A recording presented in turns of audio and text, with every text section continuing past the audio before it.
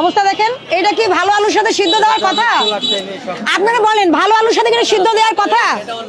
হ্যাঁ, এইসব বিজনেস। তুমি আলুটা ফ্রেশ করে ধুইয়া তারপর সিদ্ধ করবা। কারণ কি, এটা তো রান্না করে আর খাচ্ছে না, এটা কিন্তু মিক্স করবে। তুমিও খাও, এটা তো অন্য মানুষ কেউ খাবেন না, কেউ খাবেন না। খাদ্য আইনে স্পষ্ট করে বলা আছে আপনি কিভাবে খাবার রাখতে পারবেন না পারবেন না। এটা সরান, উঠান, ময়লার বালতি ঢেকে রাখবেন, ডাস্টবিন ঢেকে রাখবেন। এটা কখন বানাইছেন? কালকে রাতে বানাইছেন। উনি বলছে কালকে রাতে, আপনি বলছেন সকালে। গ্যাস সিলিন্ডারটাও এখানে। এগুলো কি? এগুলো যে আপনার এমনি ড্যামেজ মাল। ড্যামেজ মাল তাহলে ফেলে দিতে হবে না? না, ড্যামেজ কোম্পানি চেঞ্জ করে। আপনার তো এখানে কোনো জায়গাই নাই, একটা মানুষ দাঁড়ানোর জায়গা নাই, এমন স্পেস দিয়ে এখানে সিলিন্ডারটা রাখছেন আপনি, যে কোনো সময় এটা বার্স্ট হবে। এটা উঠান, বরফে আটকে গেছে। এটা কি খাবারে ব্যবহার করার জন্য প্লাস্টিক? এটা কিসের ড্রাম বলেন? আপনি বলেন কিসের ড্রাম, কোত্থেকে আনছেন? নিরাপদ খাদ্য আইনে স্পষ্ট বলা আছে আপনি খাবার কিসের সাথে রাখবেন, কিসের সাথে রাখবেন না, একদম স্পষ্ট নির্দেশনা আছে। কেমিক্যাল সেটা জানে, বলে যে কেমিক্যাল না। কেমিক্যালের ড্রামে কি সে লাচ্ছি ফালুদাগুলো রাখতে পারে কিনা? হ্যাঁ, এটা বরফ গলবে, এগুলো বের করবেন। দেখি,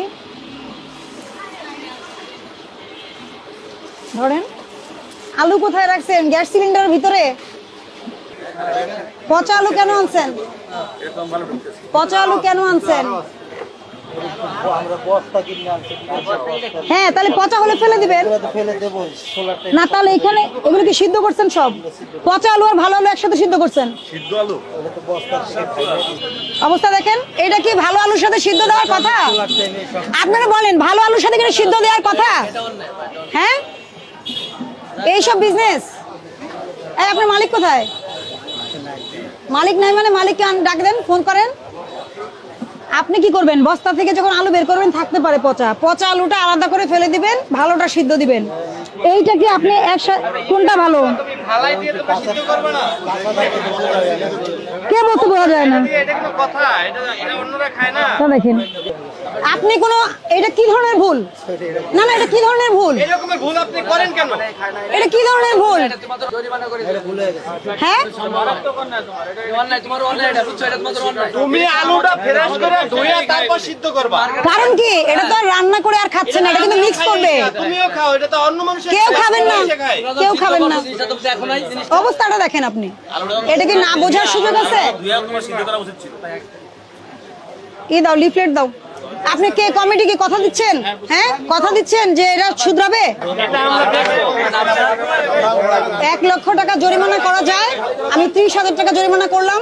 দ্রুত ব্যবস্থা নেবেন, অর্ধেকও করিনি। এইটা আপনার জীবনের শিক্ষা এবং আপনার চারপাশে যতজন আছে সবার জন্য এটা শিক্ষা।